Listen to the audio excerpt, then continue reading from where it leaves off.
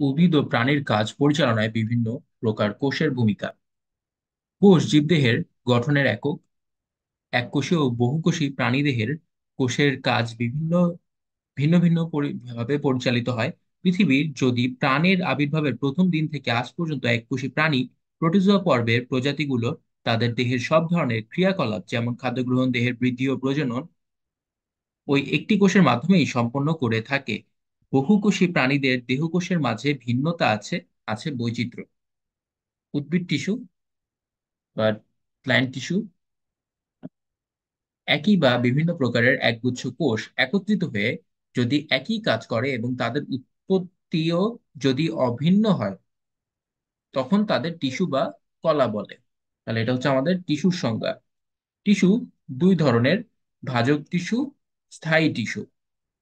ভাজক টিস্যুর কাজগুলো বিভাজনে সক্ষম, কিন্তু স্থায়ী টিস্যুগুলো বিভাজিত হতে পারে না।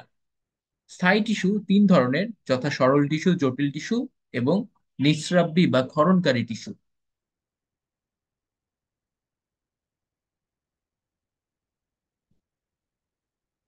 সরল টিস্যু যে স্থায়ী টিস্যু প্রতিটি কোষ আকার, আকৃতি ও গঠনের দিক থেকে অভিন্ন, তাকেই সরল টিস্যু বলে। কোষের প্রকৃতির উপর ভিত্তি করে সরল টিস্যুকে আবার তিন ভাগে ভাগ করা হয়: প্যারেনকাইমা, কোলেনকাইমা, স্ক্লেরেনকাইমা। প্যারেনকাইমাটি কি? উদ্ভিদ দেহের সব অংশে এদের উপস্থিতি লক্ষ্য করা যায়। এই টিস্যুর কোষগুলো জীবিত, সমব্যাসীয়, পাতলা প্রাচীর যুক্ত এবং প্রোটোপ্লাজম দিয়ে পূর্ণ। এই টিস্যুতে আন্তঃকোষীয় ফাঁক দেখা দেয়।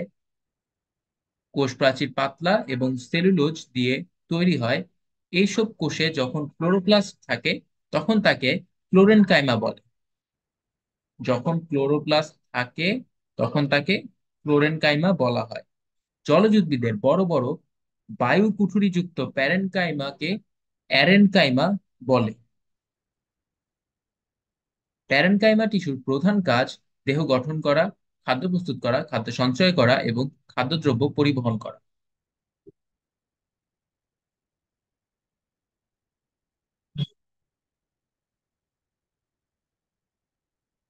কোলেনকাইমা এগুলো বিশেষ ধরনের প্যারেনকাইমা কোষ দিয়ে তৈরি হয়। কোষ প্রাচীরে সেলুলোজ এবং পেকটিন জমা হয়ে পুরু হয়, তবে এদের কোষ প্রাচীর অসমভাবে পুরু এবং কোনাগুলা অধিক পুরু। এই টিস্যুর কোষগুলো লম্বাটে ও সজীব। এরা প্রোটোপ্লাজম পূর্ণ কোষ দিয়ে তৈরি হয়। এতে আন্তঃকোষীয় ফাঁক থাকতে পারে। কোষ প্রান্ত চৌ চৌকোনাকার, সরু বা তির্যক হতে পারে। খাদ্য প্রস্তুত এবং উদ্ভিদদেহকে দৃঢ়তা প্রদান করাই এদের প্রধান কাজ। পাতার শিরা এবং পত্রবৃন্তে এদের দেখা যায়। কচি ও নমনীয় কাণ্ড যেমন কুমড়া ও দণ্ডকলসের কাণ্ডে এই টিস্যু দৃঢ়তা প্রদান করে। এই কোষে যখন ক্লোরোপ্লাস্ট থাকে, তখন এরা খাদ্য প্রস্তুত করে। এবার চলে যাব স্ক্লেরেনকাইমাতে। এই টিস্যু কোষগুলো শক্ত, অনেক লম্বা এবং পুরু প্রাচীর বিশিষ্ট হয়। প্রোটোপ্লাজম বিহীন, লিগনিন যুক্ত এবং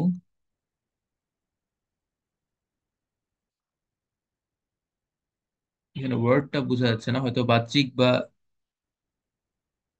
কিছুটা লেখা আছে, জন্য নির্দিষ্ট কোষ দিয়ে গঠিত টিস্যুকেই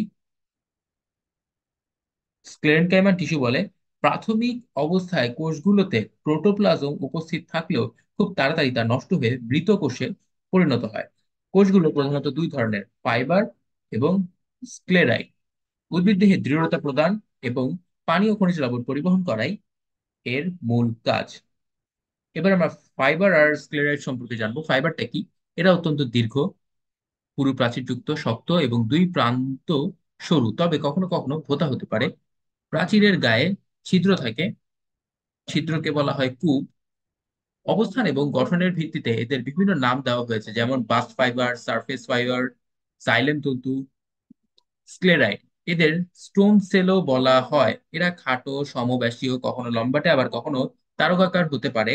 এদের গৌণ প্রাচীর খুবই শক্ত, অত্যন্ত পুরু এবং লিগনিন যুক্ত। পরিণত স্ক্লেরাইড কোষ সাধারণত মৃত থাকে এবং এদের কোষ প্রাচীর খুব যুক্ত হয়। নগ্নবীজী ও দ্বিবীজপত্রী উদ্ভিদের কর্টেক্স, ফল ও বীজটকে স্ক্লেরাইড টিস্যু দেখা যায়। বহির্ত্বক জাইলেম এবং ফ্লোয়েমের সাথে একত্রে পত্রবৃন্তে কোষগুচ্ছ রূপে থাকতে পারে।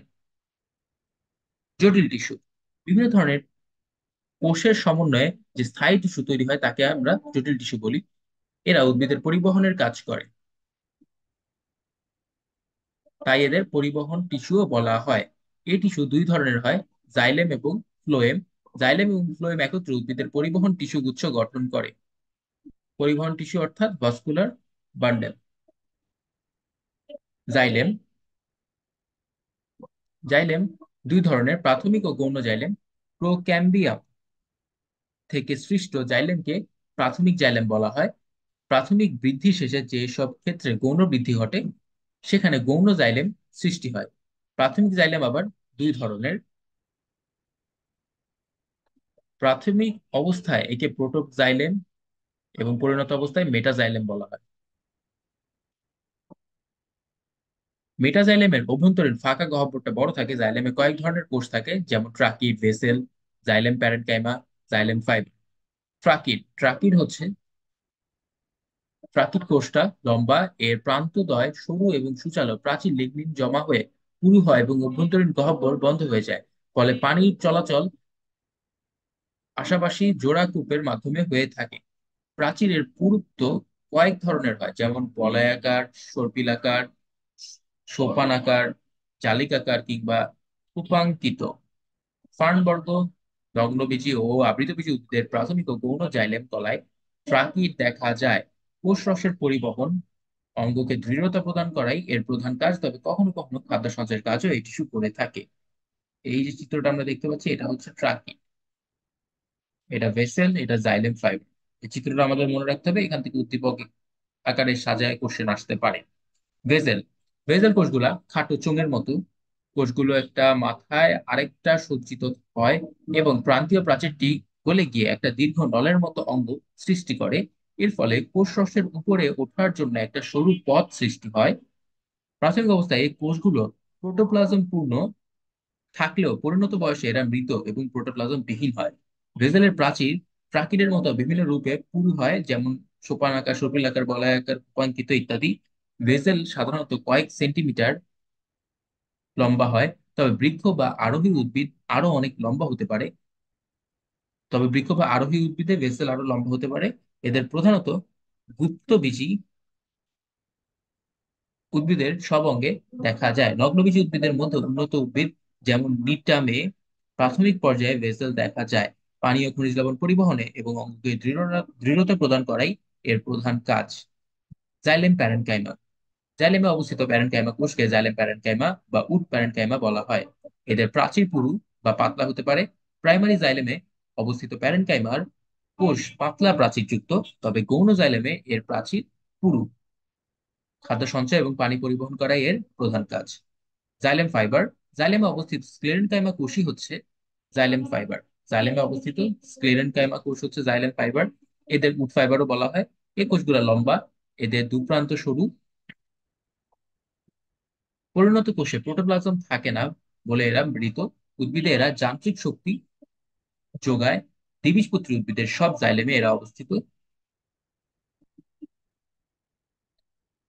পানি ও খনিজ পদার্থ পরিবহন, খাদ্য সঞ্চয় ও উদ্ভিদকে যান্ত্রিক শক্তি আর দৃঢ়তা প্রদান করা জাইলেম টিস্যুর প্রধান কাজ। ফ্লোয়েম, উদ্ভিদের কাণ্ডে এরা জাইলেমের সাথে একত্রে পরিবহন টিস্যুগুচ্ছ তৈরি করে। সিগন্যাল, সঙ্গী কোষ, ফ্লোয়েম প্যারেনকাইমা এবং ফ্লোয়েম তন্তু নিয়ে ফ্লোয়েম টিস্যু গঠিত। তাহলে এখানে আমরা ফ্লোয়েম টিস্যুর চারটা ভাগ পাচ্ছি: ফ্লোয়েম তন্তু, ফ্লোয়েম প্যারেনকাইমা, সঙ্গী কোষ, সিগন্যাল। জাইলেম যেমন খাদ্যের কাঁচামাল পানি সরবরাহ করে, তেমনি ফ্লোয়েম পাতায় প্রস্তুত খাদ্য উদ্ভিদ দেহের বিভিন্ন স্থানে পরিবহন করে। এই লাইনটাও গুরুত্বপূর্ণ। জাইলেম হচ্ছে পানি সরবরাহ করে, আর ফ্লোয়েম সেটা বিভিন্ন স্থানে পরিবহন করে। সিপ কোষ, এগুলো বিশেষ ধরনের কোষ, দীর্ঘ পাতলা ও কোষপ্রাচীর যুক্ত এবং জীবিত। এই কোষগুলো লম্বালম্বি একটার উপর আরেকটা সজ্জিত হয়ে সিপনল গঠন করে। এই কোষগুলো চালনির মতো ছিদ্রযুক্ত সিপ প্লেট দিয়ে পরস্পর থেকে আলাদা থাকে।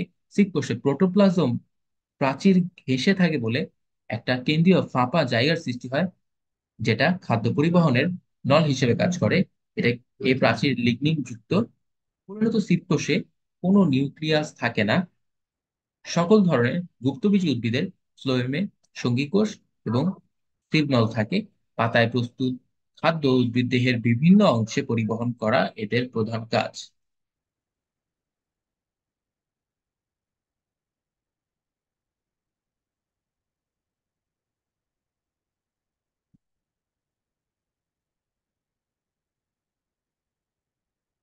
সঙ্গী কোষ প্রতিটি সিভ কোষের সাথে একটি করে প্যারেনকাইমা জাতীয় কোষ থাকে। এদের কেন্দ্রিকা বা নিউক্লিয়াস বেশ বড়। ধারণা করা হয় এই নিউক্লিয়াস